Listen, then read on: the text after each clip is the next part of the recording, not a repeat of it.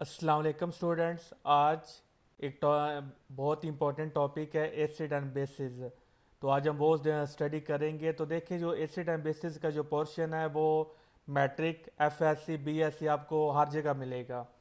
और इसके अलावा जो कंपटीशन के एग्ज़ाम्स होती हैं, पीपीएससी हो गया, केपीकेएससी हो गया, एसपीएससी हो गया, पीएमएस हो गया, तो जितने भी कंपटीशन की जो एग्ज़ाम्स हैं उनके लिए भी उस टेस्ट में भी ये एसिड एंड बेसिस से रिलेटेड जो एमसीक्यूज़ है वो आती हैं।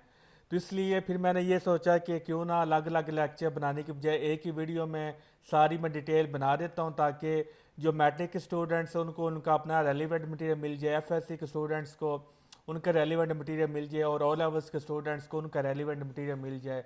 तो यानी कि आप कह सकते हैं कि एक लेक्चर में जो सभी जो स्टूडेंट्स हैं और जो टीचर्स हैं जो कंपटीशन एग्ज़ाम की तैयारी कर रही हैं उन सब के लिए ये लेक्चर बहुत ज़्यादा इंपॉर्टेंट है। और ये जो एसिड एंड बेसिस का जो लेक्चर है ये एक ऐसा टॉपिक है ये पेपर्स में और कम्पिटिटिव एग्जाम्स में लाजमी पूछा जाता है, इससे रिलेटेड एमसीक्यूज लाजमी आती हैं। तो इसलिए जो कम्पिटिटिव एग्जाम्स की तैयारी कर रहे हैं उनको सबसे पहले इन चीज़ों का आइडिया होना चाहिए कि एसिड एंड बेसिस होते क्या हैं।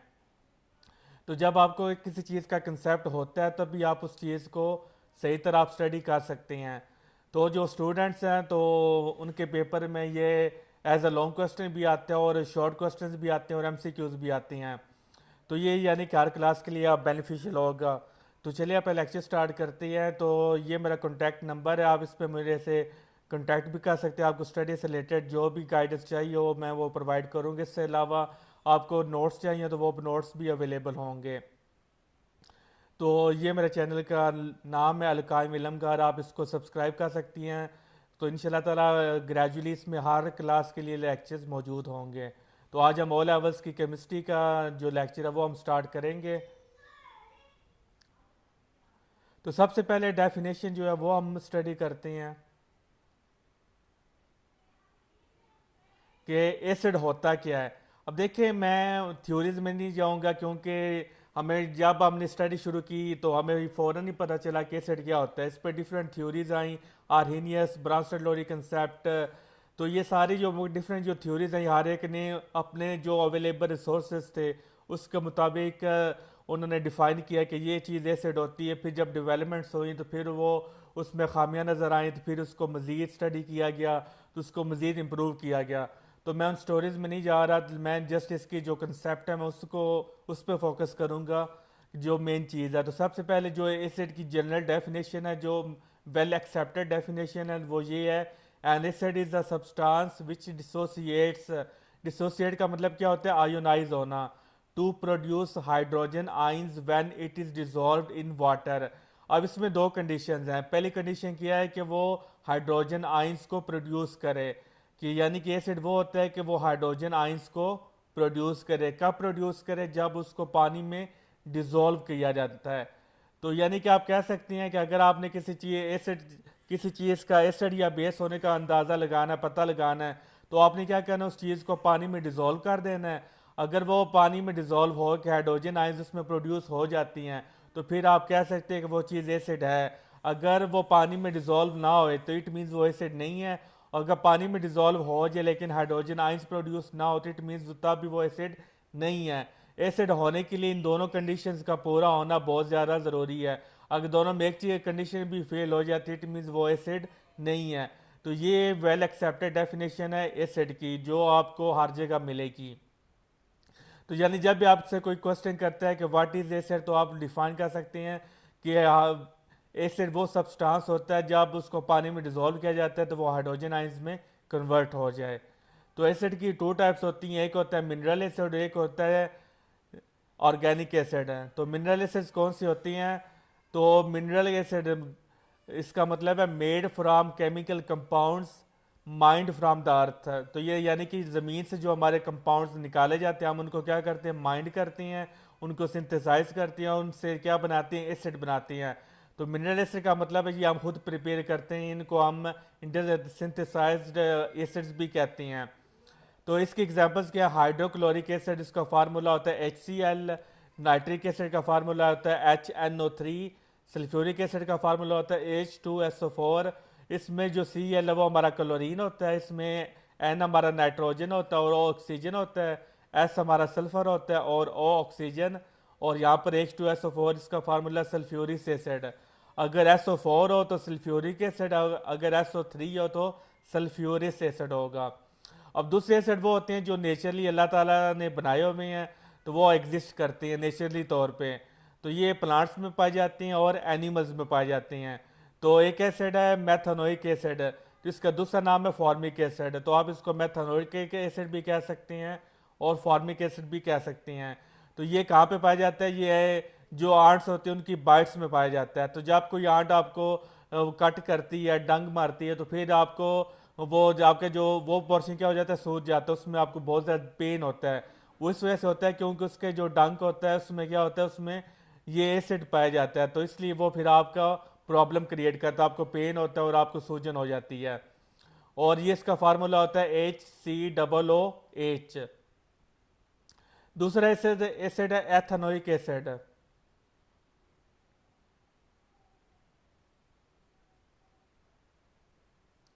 अब जैसे एथेनोइक एसिड है, ये इसका दूसरा नाम क्या होता है? Acetic acid. और ये कहाँ पे पाया जाता है? विनेगर यानी सिरके में पाया जाता है। और इसका फार्मूला होता है CH3COOH। तीसरा एसिड है citric acid, found in orange and lemons. तो ऑरेंज भी खट्टी होती है और लेमन्स भी खट्टी होती है। तो किस वजह से खट्टी होती हैं? क्योंकि उनमें सिट्रिक एसिड पाया जाता है। तो हमारी बॉडी में भी एसिड्स पाए जाते हैं। तो इसका फार्मूला काफ़ी लेंथी है, HOOCH2COH। अब देखिए यहाँ पर आपने गौर करना है कि यहाँ पर जो O और H यहाँ पर इकट्ठे नहीं लिखे हुए हैं, लेकिन यहाँ पर OH उसने ब्रैकेट में लिखा हुआ है। तो यहाँ पर OH जो क्या वो फंक्शनल ग्रुप को वो रिप्रेजेंट कर रहा है। फंक्शनल ग्रुप क्या होते हैं? फंक्शनल ग्रुप पर दो या दो से ज़्यादा आइटम्स का ग्रुप होते हैं, तो वो जब मिलते हैं आपस में तो वो क्या बन जाता है? फंक्शनल ग्रुप बन जाता है। और उनकी जो प्रॉपर्टीज़ होती हैं वो बहुत ज़्यादा यूनिक होती हैं। जिस तरह की ये फंक्शनल ग्रुप है COOH।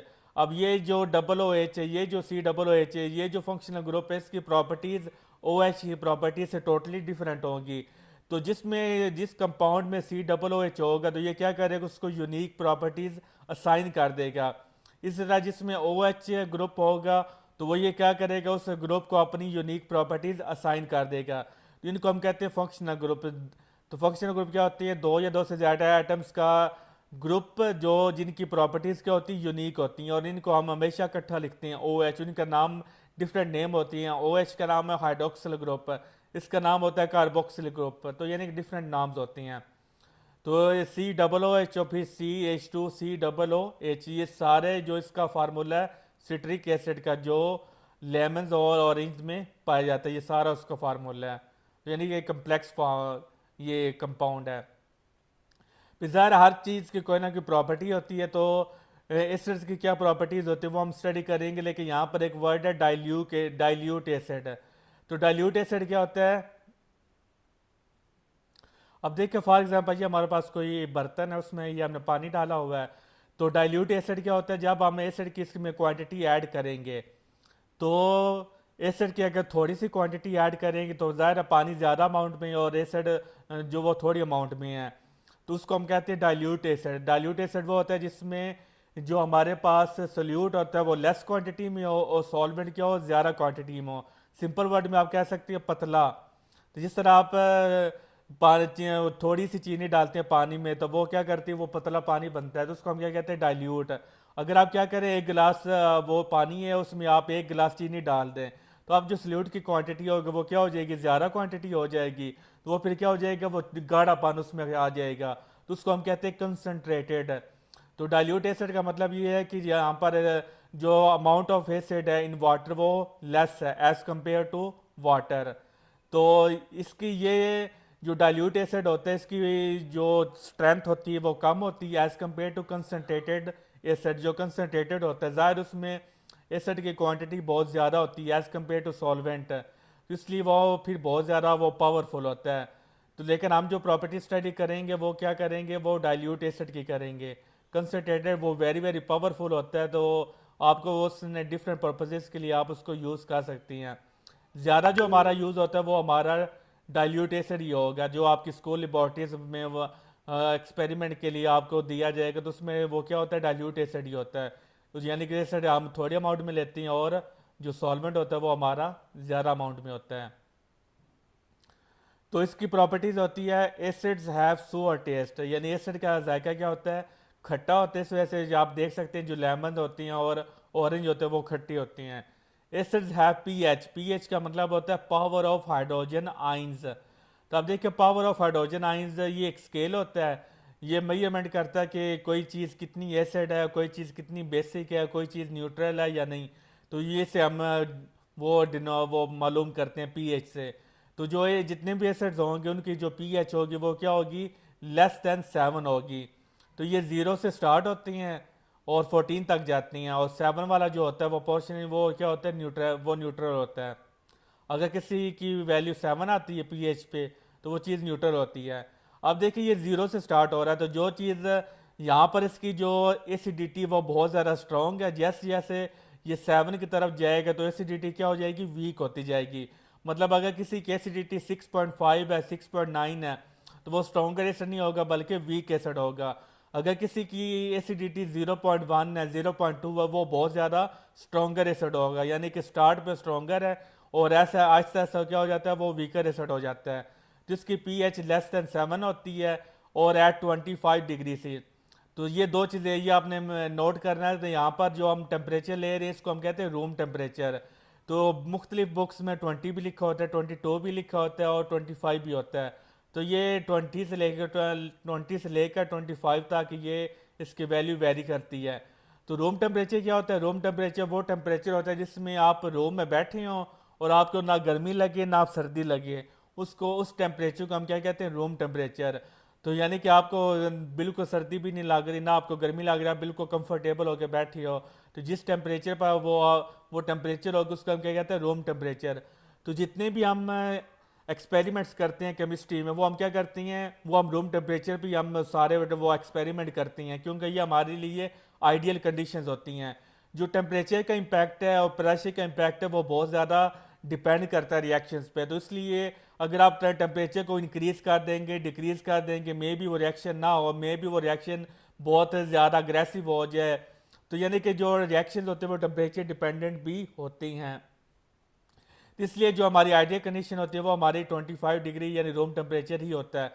तो रूम टेम्परेचर भी हमने सारी जो वो एसिड्स की जो हम बता रहे हैं कि जो पीएच क्या होनी चाहिए 7 से कम होती है। एंड दस turn the blue litmus paper, जो ब्लू लिटमस पेपर होगा उसको क्या कर देगा, उसको रेड कर देगा। एंड जो यूनिवर्सल इंडिकेटर उसको क्या कर देगा, ऑरेंज या रेड कर देगा। तो यानी डिफरेंट वेज आजकल डेवलप हो चुके हैं। तो सबसे पहले लिटमस पेपर यूज़ होता था, लेकिन जैसे जैसे मॉडर्न टेक्निक्स आ गई हैं तो अब डिफरेंट ऑपरेटर्स भी यूज़ होते हैं, इलेक्ट्रिकल ऑपरेटर्स भी यूज़ होते हैं जो हमें ये बताते हैं कि ये चीज़ न्यूट्रल है या बेसिक है, कितनी एसिडिक है, कितनी बेसिक है। तो इसलिए इंडिकेटर्स वगैरह ये सारे उसकी जांचने के मेथड्स हैं। फिर नेक्स्ट प्रॉपर्टी है most dilute acids react with metals. अब देखिए मेटल्स क्या होती हैं, पीरियोडिक टेबल में डिफरेंट काइंड्स ऑफ एलिमेंट्स होती हैं। तो वो एलिमेंट्स जिनमें इलेक्ट्रॉन्स की एक्सेस होती है, इलेक्ट्रॉन्स का समंदर होता है, उसको हम क्या कहते हैं, उसको हम मेटल्स कहते हैं। तो मेटल्स में फ्री ऑफ इलेक्ट्रॉन्स की एक्सेस होती है, तो इसलिए उन एलिमेंट्स को हम क्या नाम देते हैं, मेटल्स का। तो जब डाइल्यूट एसिड मेटल्स के साथ रिएक्ट करता है तो ये क्या बनाता है, साल्ट बनाता है। और क्या बनाता है, हाइड्रोजन गैस को खारिज करता है। साल्ट का मतलब ये नहीं है कि जो हम खाने के लिए यूज़ करते हैं वो साल्ट है। केमिस्ट्री में साल्ट का मतलब क्या है कि जब भी एसिड और बेस आपस में रिएक्ट करते हैं तो जो चीज़ बनती है उसको हम क्या कहते हैं, सॉल्ट कहते हैं। तो अब देखिए मैग्नीशियम क्या, ये हमारी मेटल है और HCl ये हमारा एसिड है। तो ये आपस में रिएक्ट करेंगे तो ये MgCl2 बना देंगे प्लस H2 बना देंगे। तो यहाँ पर एक बहुत ज़्यादा बच्चे ये क्वेश्चन करते हैं कि सर यहाँ पर जो ये छोटू सा जो हम 2 लगाते हैं ये हम क्यों लगाते हैं। तो देखिए उसकी रीज़न ये होती है कि जब जो एलिमेंट्स होती हैं जब वो आपस में रिएक्शन करती हैं तो उनके रिएक्शन करने का पर्पज़ ये होता है कि वो स्टेबल हो जाएं। तो इसलिए वो आपस में रिएक्शन करते हैं। अगर वो स्टेबल हैं तो वो फिर रिएक्शन नहीं करेंगे। Like noble gases, noble gases का वो ऑलरेडी स्टेबल होती हैं तो इसलिए उनको ज़रूरत ही नहीं पड़ती रिएक्शन करने की, तो इसलिए हम उनको नोबल गैसेस कहते हैं। तो अब देखें यहाँ पर 2 हमने क्यों लगाया, अगर हम नहीं लगाएंगे तो हमारा गलत हो जाएगा, क्वेश्चन आंसर हमारा गलत होगा। तो ये 2 लगाना ज़रूरी है। तो अब ये भी कह सकते हैं कि यहाँ पे 2 हम लगा दें, तो ये अभी मैं आपको बात क्लियर कर देता हूँ, यहाँ पे आपने टू नहीं लगा सकते, आपने यहीं पे टू लगाना है। अब जो मैग्नीशियम होती है इसकी जो वैलेंसी होती है वो हमारे पास होती है +2। +2 का मतलब क्या है कि इसके पास 2 इलेक्ट्रॉन्स की क्या डेफिशिएंसी है, क्योंकि इसने 2 इलेक्ट्रॉन्स इसको चाहिए हैं, इसलिए इसके पास 2 इलेक्ट्रॉन्स की क्या डेफिशिएंसी है। तो क्लोरीन पे चार्ज क्या, क्लोरीन की वैलेंसी होती है -1 होती है। तो -1 का मतलब है कि इसके पास 1 इलेक्ट्रॉन एक्स्ट्रा है। अब देखें आंसर, और स्टेबल होने का मतलब क्या है कि जब उनको सॉल्व किया जाए तो आंसर क्या है, ज़ीरो आए। अगर उनकी वैलेंसीज का आंसर ज़ीरो आता है तब वो जो कंपाउंड होगा वो हमारा स्टेबल होगा, अगर आंसर ज़ीरो नहीं आता तो फिर वो स्टेबल नहीं होगा। तो अब देखें अगर यहाँ पर हम लिखें MgCl, तो इसका मतलब है कि मैग्नीशियम पर +2 चार्ज है और क्लोरीन पर -1 चार्ज है, तो दोनों को सॉल्व करें तो आंसर क्या आएगा, +1 आएगा। तो अगर हम यहाँ पर 2 लगा दें, तो जब 2 लगाएंगे तो क्लोरीन के कितने एटम्स हो गए, 2 एटम्स हो गए। तो जब 2 एटम्स हो गए तो यहाँ पर भी क्या आ जाएगा, 2 आ जाएगा। तो +2 और -2 का आंसर क्या आ जाएगा, ज़ीरो आ जाएगा। इसलिए ये हम वैलेंसी का आंसर ज़ीरो लाने के लिए ये हम क्या लगाते हैं, ये हम छोटा सा ये डिजिट्स लगाते हैं, कहीं पे 2 होता है, कहीं पे 3 होता है, कहीं पे 4 होता है, तो यानी ये स्टेबल करने के लिए हम लगाते हैं। तो अगर हम MgCl Mg2Cl, तो आप ये भी कह सकते हैं कि हम इस तरह भी लिख सकते हैं कि Mg2Cl। इस तरह आप वैसे नहीं लिख सकते, क्योंकि अगर इस तरह लिखें तो मैथमेटिक्स के रूल के मुताबिक ये Mg के साथ भी मल्टीप्लाई होगा और क्लोरीन के साथ भी मल्टीप्लाई होगा। तो Mg के अगेन क्या वो एटम्स हो जाएंगे, 2 एटम्स हो जाएंगे, तो फिर इसके वैलेंसी क्या हो जाएगी, +4 हो जाएगी।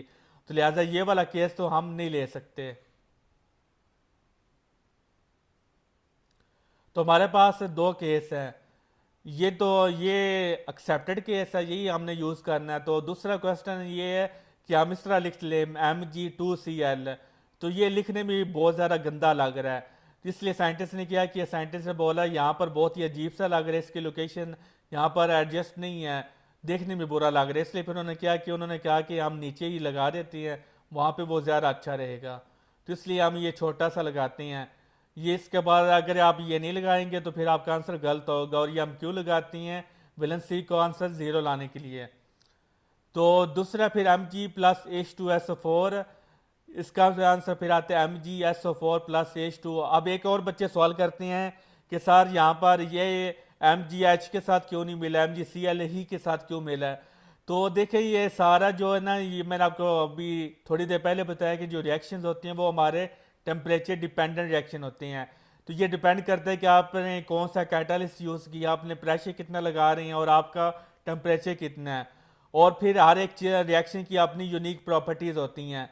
जैसे आप चीनी जब आप पानी में वो डालेंगे तो वो चीज़ मीठी रहेगी, वो नमकीन नहीं बनेगी, क्योंकि चीनी में प्रॉपर्टी है कि उसके अंदर मिठास है। इसी तरह हर रिएक्शन की जो प्रॉपर्टी होती है कि जब वो आपस में मिलेंगे तो ये चीज़ें ही बनेंगी, ये नहीं बनेगा कोई और चीज़ बन जाए। तो ये नेचुरली ये फिक्स्ड कर दी गई हैं कि जब भी कोई चीज़ आपस में मिलेगी तो ये फलानी ही चीज़ें बनेंगी। तो जब Mg और HCl आपस में मिलेंगे तो फिर MgCl2 बनेगा और हाइड्रोजन गैस एलिमिनेट होगी। अगर आप टेम्परेचर बहुत ज़्यादा हाई कर देती हैं तो फिर वो में भी वो वेरी कर जाए, फिर कोई और चीज़ें बन जाएँ। और एक बार आपने याद रखना है, जब भी SO4 आता है तो ये SO4 क्या करता है, ये पूरे का पूरा दूसरे के साथ क्या करता है, मिल जाता है। ये नहीं करता कि MgS बन जाए और O अलग हो जाए, H अलग हो जाए, ऐसा नहीं होगा। ये पूरे का पूरा ये क्या करते हैं, Mg के साथ मिलते हैं। इसको हम क्या कहते हैं, इसको हम रेडिकल कहते हैं।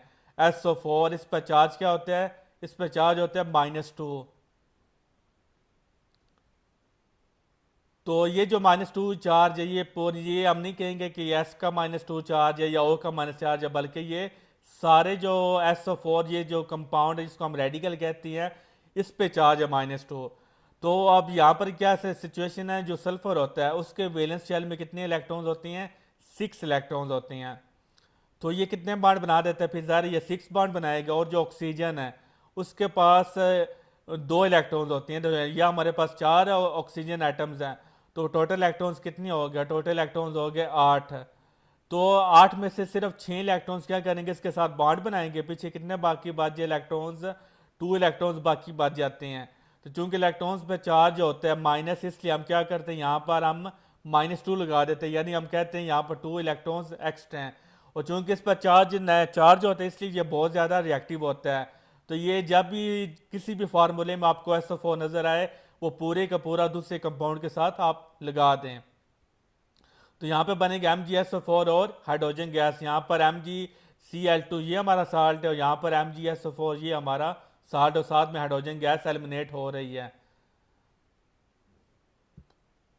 फिर है acid react with carbonates and hydrogen carbonates. Hydrogen carbonates को हम बाइकार्बोनेट्स भी कहते हैं। तो give a salt water and a carbon dioxide. तो ये हमारा साल्ट बन रहा है, और ये हमारा वाटर बन रहा है। इसको हम कंबाइन करके क्या कहते हैं, साल्ट वाटर, और साथ में हमारे पास कार्बन डाइऑक्साइड एलिमिनेट हो रही है।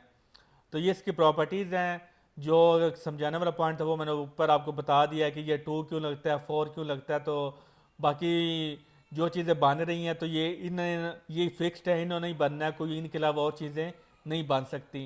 ये आप कह लें ये नेचर का रूल है।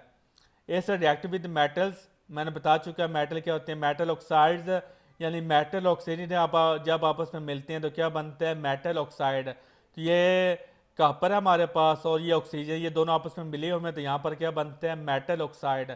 अब देखिए यहाँ पर हमने 2 नहीं लगाया हुआ, क्योंकि कॉपर की वैलेंसी भी कितनी होती है, कॉपर की वैलेंसी होती है +2 होती है, और ऑक्सीजन की वैलेंसी कितनी होती है, -2। तो इसलिए +2 और -2 आपस में क्या हो जाएंगे, कैंसिल आउट हो जाएंगे। तो यहाँ पर फिर हमें नीचे ज़रूरत नहीं है या 1 2 3 लगाने की। 1 नहीं लगा सकते, 2 3 लगाने की ज़रूरत नहीं है। अगर हम 2 लगाएंगे तो ऑक्सीजन के कितने एटम्स हो गए, 2, और 2 की वैलेंसी कितनी होगी, -4, तो वो फिर आंसर 0 नहीं आएगा। इसलिए कॉपर के साथ हमने नीचे 2 नहीं लगाया।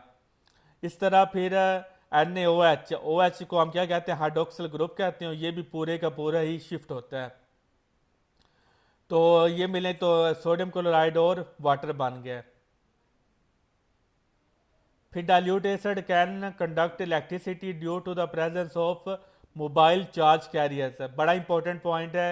जो डाइल्यूट एसिड्स होती हैं वो उनमें से इलेक्ट्रिसिटी कंडक्ट हो सकती है। अब देखिए इलेक्ट्रिसिटी का मतलब क्या होता है। इलेक्ट्रिसिटी का मतलब होता है मूवमेंट ऑफ चार्जेस, चाहे वो पॉजिटिव चार्जेस हों या नेगेटिव चार्जेस, जब वो मूव करेंगे इन अ पर्टिकुलर फिक्स डायरेक्शन। ये नहीं है कि अगर एक इलेक्ट्रॉन इधर जा रहा है और दूसरा चार्ज इधर जा रहा है, तीसरा इधर जा रहा है, ऐसे नहीं, बल्कि क्या करें, एक पर्टिकुलर पाथ में क्या करें, मूव करें, तब क्या प्रोड्यूस होती है, इलेक्ट्रिसिटी प्रोड्यूस होती है। तो जब हम एसिड को पानी में डिजोल्व करती हैं तो एसिड किस में कन्वर्ट हो जाएगा, H और नेगेटिव आयन में। तो 2 चार्जेस हमारे पास बन जाएंगे, नेगेटिव आयन और पॉजिटिव आयन। तो करंट इस नेगेटिव चार्जेस की वजह से भी प्रोड्यूस होता है और पॉजिटिव चार्जेस की वजह से भी प्रोड्यूस होता है। तो जब हम इनको बैटरी से कनेक्ट करेंगे तो फिर क्या होगा, ये पॉजिटिव जो चार्जेस है ये बैटरी के नेगेटिव टर्मिनल की तरफ अट्रैक्टेड होंगे, और जो नेगेटिव है ये बैटरी के पॉजिटिव टर्मिनल की तरफ अट्रैक्ट होंगे। तो इसलिए ये इलेक्ट्रॉन्स वो पर्टिकुलर डायरेक्शन में फ्लो करेंगे, तो फिर वो करंट प्रोड्यूस होगा, जिसको हम कहते हैं कि ये फिर इसमें से इलेक्ट्रिसिटी कंडक्ट हो सकती है। These ions act as a mobile charge carrier. तो आपने ये हमेशा याद रखना है कि इलेक्ट्रॉन्स के या ये नहीं आपने समझना कि सिर्फ इलेक्ट्रॉन्स की मूवमेंट की वजह से करंट प्रोड्यूस होता है, बल्कि पॉजिटिव चार्जेस या नेगेटिव आइंस की मूवमेंट की वजह से भी करंट प्रोड्यूस होता है। बड़ा इंपॉर्टेंट पॉइंट है कि वाटर की क्या इंपॉर्टेंस है। अब देखिए, if no water then we can't identify acid और बेस। अगर पानी नहीं होगा तो फिर हाइड्रोजन आयन भी नहीं बनेंगे। जब हाइड्रोजन आयन ही नहीं बनेंगे तो फिर हमें पता ही नहीं चलेगा ये चीज़ एसिड है या नहीं है। तो अगर हम वाटर की जगह पर कोई और सॉल्वेंट ले लेते हैं, तो हमने सॉल्वेंट लिया मिथाइल बेंजीन, उसमें हमने क्या किया, HCl जो हमारा यहाँ पर एज अ सोल्यूट है उसको हमने यहाँ पर इसमें डिजोल्व कर दिया। तो इसमें इफेक्ट क्या पड़ा, पहले HCl गैस थी तो वो क्या बन गया, HCl लिक्विड बन गया। तो लेकिन यहाँ पर कोई H आयन नहीं बना। एसिड की डेफिनेशन है कि H आयन प्रोड्यूस होना चाहिए। तो देखिए जब भी आपने वाटर के अलावा कोई और सॉल्वेंट यूज़ किया तब H आयन प्रोड्यूस नहीं हो रहा। इट मीन्स आपके लिए वाटर जो है वो आपके लिए कंपल्सरी है एसिडिटी को जांचने के लिए। तो लिक्विड स्टेट में कन्वर्ट हुआ, नॉट एक्वस स्टेट में। नो एक्वस स्टेट मतलब, एक्वस का मतलब होता है पानी। अगर पानी नहीं है तो फिर आइंस भी प्रोड्यूस नहीं होंगे। तो आइंस प्रोड्यूस नहीं होंगे तो हमें पता नहीं चलेगा कि ये एसिड है या नहीं है। तो बड़ा इंपॉर्टेंट नेक्स्ट एक और पॉइंट है, acids are covalent compounds. Covalent compounds क्या होते हैं? कोवेलेंट कंपाउंड्स में होता है इलेक्ट्रॉन्स की शेयरिंग होती है। तो आपने देखा होगा कि कुछ केसेस में इलेक्ट्रॉन पूरा ट्रांसफर होता है, एक एटम से दूसरे एटम में पूरे का पूरा चला जाता है। कुछ एटम्स में इलेक्ट्रॉन्स की शेयरिंग होती है। तो यहाँ पर जब किसी एटम के पास चार या चार से ज़्यादा इलेक्ट्रॉन्स है तो वो फिर क्या करते हैं, वो आपस में शेयर कर लेते हैं। पांच इलेक्ट्रॉन्स वो ज़ाहिर है वो पांच देगा नहीं, बल्कि तीन इलेक्ट्रॉन्स किसी से ले लेगा। तो इस तरह ये शेयरिंग होती है इलेक्ट्रॉन्स की, उनको हम क्या कहते हैं, कोवलेंट मॉलिक्यूल्स कहते हैं। तो यानी कि इससे सारे के सारे क्या होती हैं, कोवलेंट मॉलिक्यूल्स होती हैं। तो जहाँ पर भी आपको हाइड्रोजन नज़र आ रहा है तो ये सारे के सारे एसिड्स हैं और ये सारे के सारे कोवलेंट हैं। अब देखें यहाँ पे एक एग्जांपल ले ले हाइड्रोजन की, सिंपलेस्ट एग्जांपल समझने के लिए। हाइड्रोजन के पास एक इलेक्ट्रॉन है। तो जब अब ज़ाहिर है हाइड्रोजन के पास एक इलेक्ट्रॉन है तो ये अपना एक इलेक्ट्रॉन क्या करेगा, ये खारिज नहीं कर सकता। अगर देगा तो खुद ही ख़त्म हो जाएगा। अब जो क्लोरीन है उसको क्या चाहिए, उसको एक इलेक्ट्रॉन चाहिए होता है। उस पर चार्ज क्या होता है, इसके पास इसके वैलेंस शेल में क्या होती हैं, 7 इलेक्ट्रॉन्स होती हैं। अब इसके पास 7 इलेक्ट्रॉन्स हैं। अब ये ज़ाहिर है 7 इलेक्ट्रॉन्स दे तो नहीं सकता, तो ज़ाहिर इसके लिए अच्छी बात क्या है कि वो एक इलेक्ट्रॉन ले ले। तो ये हाइड्रोजन के पास आता है तो ये कहता है मुझे एक इलेक्ट्रॉन चाहिए। अब हाइड्रोजन कहता है अगर मैं तुम्हें एक इलेक्ट्रॉन दे दूं तो फिर मैं तो ख़त्म हो जाऊंगा, मैं तो मर जाऊंगा। तो और क्लोरीन कहता है कि मुझे एक इलेक्ट्रॉन चाहिए, अगर मुझे ना मिला तो फिर मैं स्टेबल नहीं हो पाऊंगा, मैं सारी ज़िंदगी बेचैन ही रहूंगा, तो मुझे इलेक्ट्रॉन चाहिए। फिर दोनों क्या करते हैं, दोनों सोल्यूशन ये निकालते हैं कि हम आप अपने जो इलेक्ट्रॉन्स है वो शेयर कर लेते हैं। तो ये फिर क्या करते हैं, ये यहाँ पर इलेक्ट्रॉन्स की शेयरिंग हो जाती है।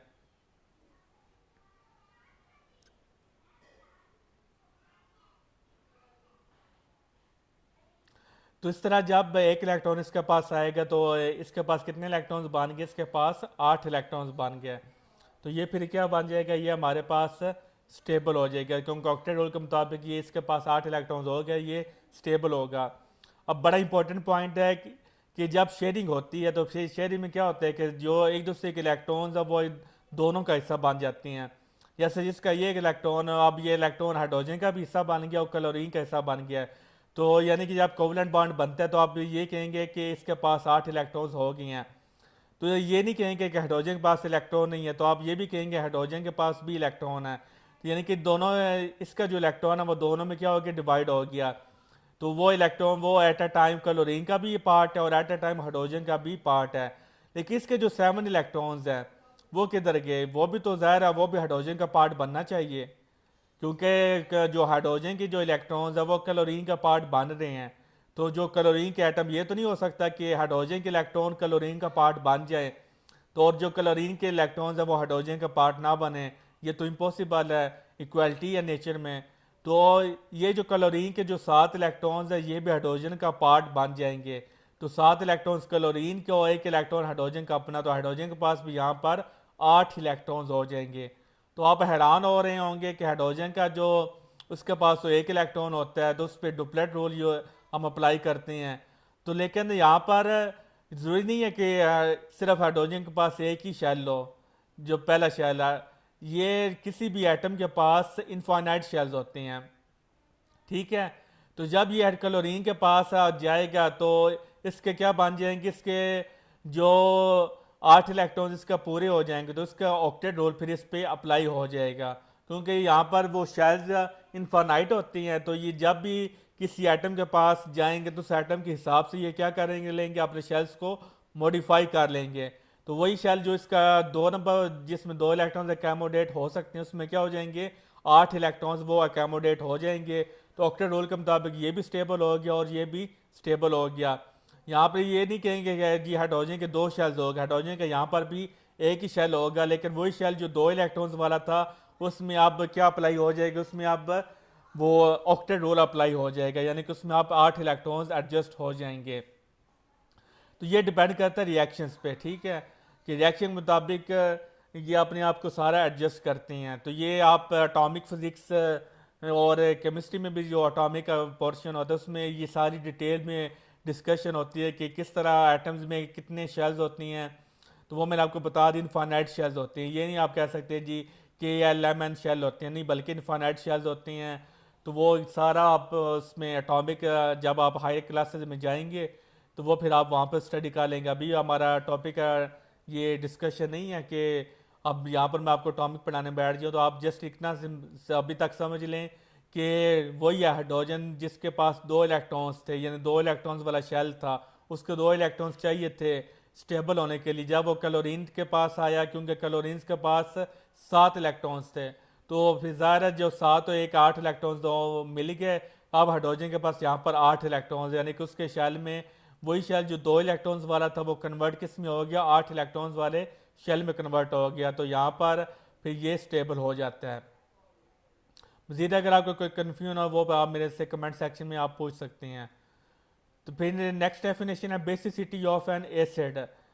इसकी डेफिनेशन है, it refers to the minimum number of hydrogen ions in one molecule of an acid that can be replaced by metal. तो सिंपल लैंग्वेज में कह सकते हैं जितने एसिड्स होंगे उतनी क्या होगी, उसकी बेसिसिटी होगी। यहाँ पर हाइड्रोजन में एक हाइड्रोजन है, यहाँ पर भी एक हाइड्रोजन है, तो उसको हम कहते हैं मोनोप्रोटिक यानी मोनोबेसिक। यहाँ पर इसकी बेसिसिटी ज़्यादा होगी, यहाँ पर इसकी बेसिसिटी और ज़्यादा हो जाएगी। तो इसको डाइबेसिक या डाइप्रोटिक या ट्राइबेसिक या ट्राइप्रोटिक का नाम देंगे। ये हम बताएंगे हाइड्रोजन की बेस पे। फिर है strength of an acid versus concentration of an acid.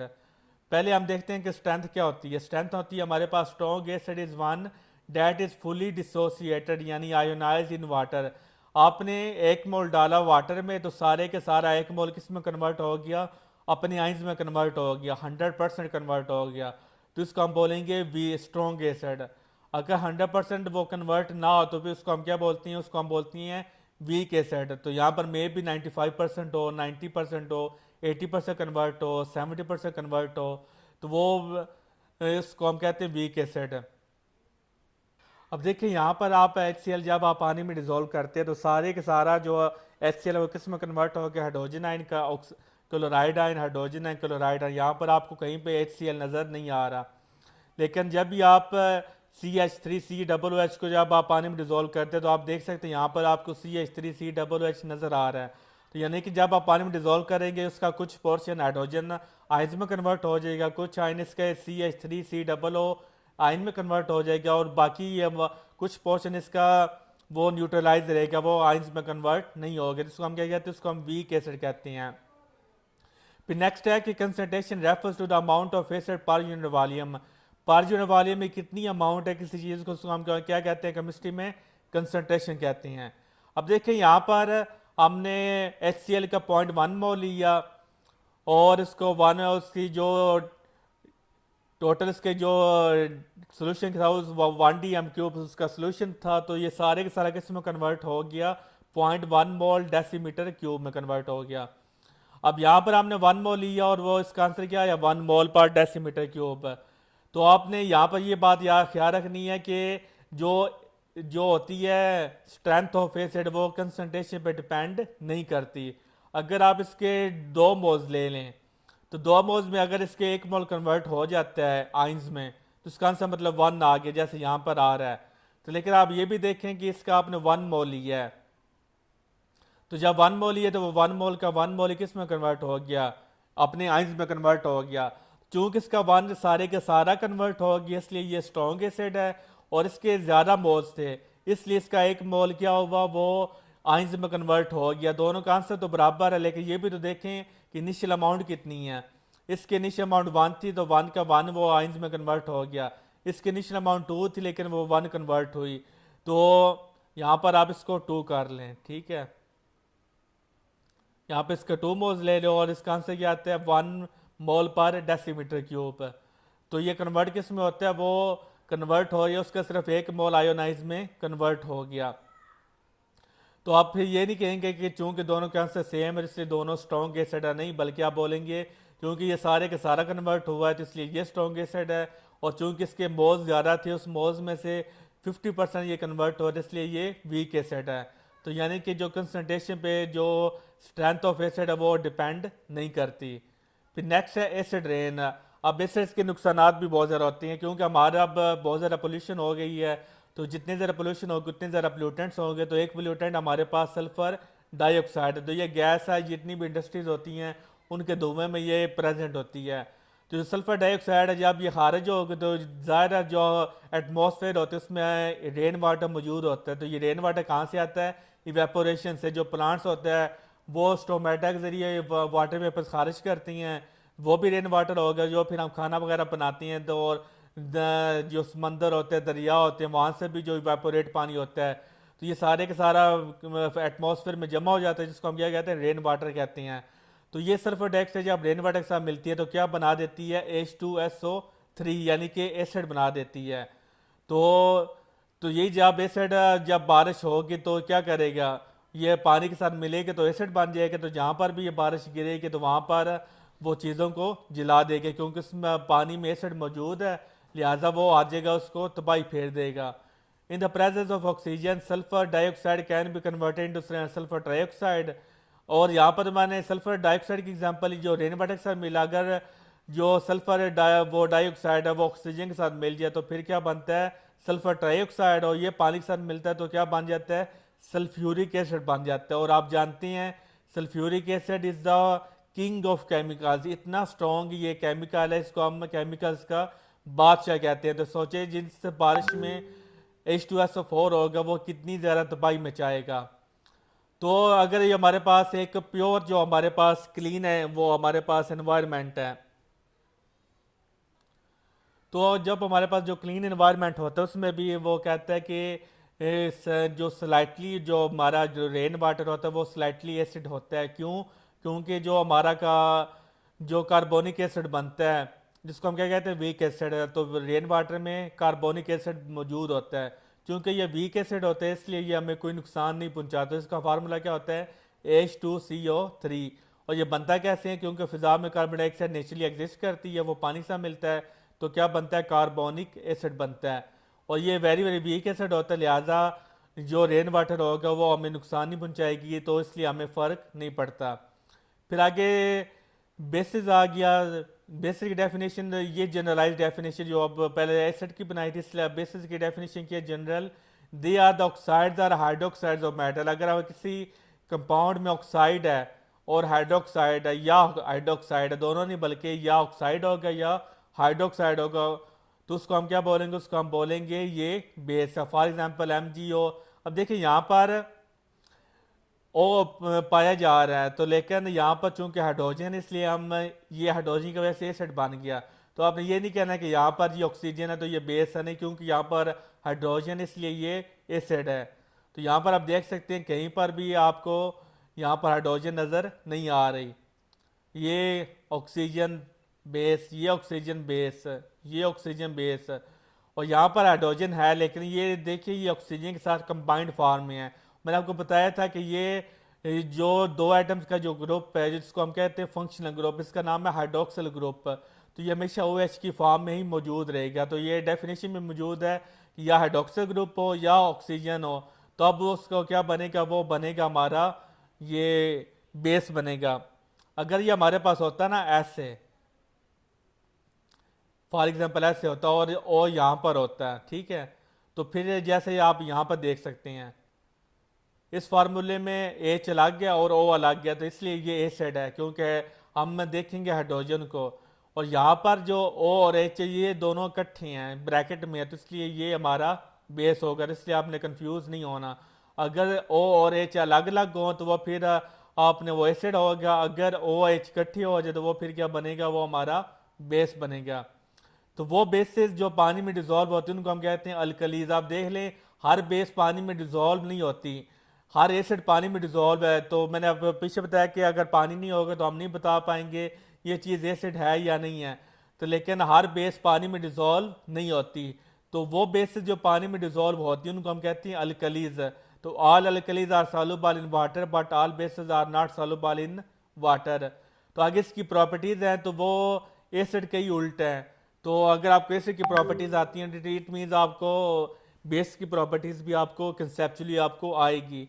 तो वो आपको मैं असाइनमेंट दे रहा हूँ कि जो बेसिस की प्रॉपर्टीज है वो आपने खुद करनी है, क्योंकि कंसेप्ट में जो था वो मैंने आपको एसिड की प्रॉपर्टीज में बता दिया, वही कंसेप्ट बेस की प्रॉपर्टीज में भी यूज़ होगा। तो इसके अलावा अगर आपको फिर भी समझ आए तो आप मुझे कमेंट सेक्शन में बता देंगे, तो मैं उसका अलग अलग से आपको लेक्चर बना दूंगा।